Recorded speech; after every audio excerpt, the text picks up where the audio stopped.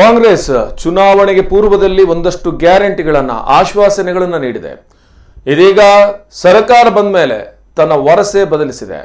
ನೀವು ಗ್ಯಾರಂಟಿ ಏನು ಹೇಳಿದಿರಿ ಅದನ್ನು ಕೊಡಿ. ಇನ್ನು ಸಿದ್ದರಾಮಯ್ಯ ಮತ್ತು DKಶಿ ಹೇಳಿದ್ರು, ಸರ್ಕಾರ ಬಂದು 24 ಗಂಟೆಯಲ್ಲಿ 5 ಉಚಿತ ಭರವಸೆ ನೀಡುತ್ತೇವೆ. 20 ದಿನ ಕಳೆದರೂ ಯಾವುದೇ ಯೋಜನೆ ಬಗ್ಗೆ ಮಾತುಗಳಿಲ್ಲ. ಆದೇಶ ಮಾಡಿದ್ರು ಈವರೆಗೆ ಯಾವಾಗಿಂದ ಬರ್ತದೆ ಅಂತ ಉಲ್ಲೇಖ ಇಲ್ಲ. ಸುಳ್ಳು ಆಶ್ವಾಸನೆ ಕೊಟ್ಟು ಸಿದ್ದರಾಮಯ್ಯ ಸರ್ಕಾರ ಬಂದಿದೆ ಅಂತ ನಳಿನ್ ಕುಮಾರ್ ಕಟೀಲ್ ಹೇಳಿದ್ದಾರೆ.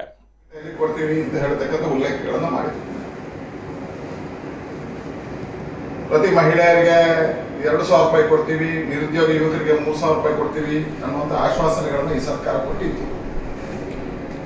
ಕಾಂಗ್ರೆಸ್ ಪಾರ್ಟಿ ಕೊಟ್ಟಿತ್ತು. ಇವತ್ತು 24 ಗಂಟೆ ಬಿಟ್ಟು 20 ದಿವಸ ಕಳೆದರೂ ಯಾವುದೇ ಯೋಜನೆಗಳ ಬಗ್ಗೆ ಸರಿಯಾಗಿರ್ತಕ್ಕಂತಹ ಮಾತುಗಳು ಬರ್ತಾ ಇಲ್ಲ. ಉಚಿತ ಉಡುಗೊರೆಗಳ ಆದೇಶವನ್ನು ಮಾಡಿದರೆ ಯಾವಾಗದಿಂದ ಕೊಡ್ತೇವೆ ಅನ್ನುವಂಥದ್ದಕ್ಕೂ ಉಲ್ಲೇಖಗಳಿಲ್ಲ. ಇದರ ಸುಳ್ಳು ಆಶ್ವಾಸನೆಗಳನ್ನು ಕೊಟ್ಟು ಈ ಸರ್ಕಾರ ಬಂದಿದೆ. ಅವತ್ತು ಭಾಷಣದಲ್ಲಿ ಸಿದ್ದರಾಮಯ್ಯ ಹೇಳಿದ್ರು ಉಚಿತವಾಗಿರುವಂತದ್ದು ಕೇವಲ ಬಡವರಿಗೆ ಮಾತ್ರ ಅಲ್ಲ, ನನ್ನನ್ನೂ ಸೇರಿಸಿ, ಸಿದ್ದರಾಮಯ್ಯನನ್ನೂ ಸೇರಿಸಿ ಅಂತ ಹೇಳುವಂಥದ್ದನ್ನು ಹೇಳಿದ್ದಾರೆ. ಉಚಿತ ವಿದ್ಯುತ್ ಬಗ್ಗೆ ಹೇಳಿದಾಗ ಅಲ್ಲಿರ್ತಕ್ಕಂಥ ಪ್ರತಿಯೊಬ್ಬ ವ್ಯಕ್ತಿಯ ಹೆಸರನ್ನು ಹೇಳಿ ನಿನಗೂ ಬರುತ್ತೆ, ನಿನಗೂ ಬರುತ್ತೆ, ನಿನಗೂ ಬರುತ್ತೆ ಅಂತ ಹೇಳಿದ್ರು. ಮಹಿಳೆಯರಿಗೆ 2,000 ರೂಪಾಯಿ ಕೊಡ್ತೀವಿ ಹೇಳಿದಾಗ ಆ ಸಭೆಯಲ್ಲಿ ಇರ್ತಕ್ಕಂಥ ಒಬ್ಬರ ಹೆಸರನ್ನು ಹೇಳಿ ನಿನ್ನ ಹೆಂಡತಿಗೂ ಬರ್ತದೆ ಅಂತ ಹೇಳಿದ್ದಾರೆ. ಹೇಳಿದ್ರೆ ಆಗ ಮಾನದಂಡಗಳು ಯಾವುದೂ ಇರಲಿಲ್ಲ. ಈ ರಾಜ್ಯದ ಪ್ರತಿಯೊಬ್ಬನಿಗೂ ಉಚಿತವಾಗಿರ್ತಕ್ಕಂಥ ವಿದ್ಯುತ್, ಪ್ರತಿಯೊಂದು ಮಹಿಳೆಗೂ 2,000 ರೂಪಾಯಿ, ಪ್ರತಿಯೊಬ್ಬ ನಿರುದ್ಯೋಗ ಯುವಕರಿಗೂ.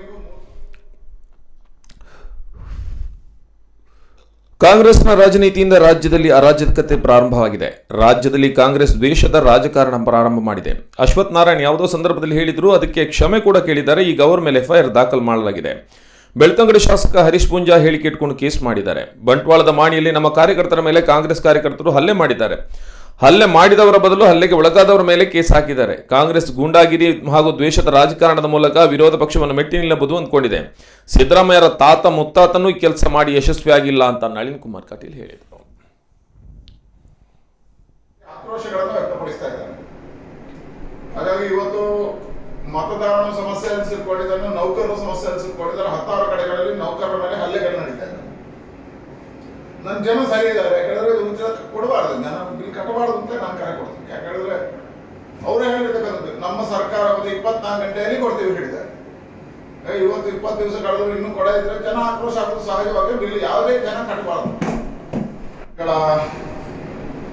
ಆಶ್ವಾಸನೆ ಮುಖಾಂತರ ಈ ಸರ್ಕಾರ ಬಂದಿದೆ.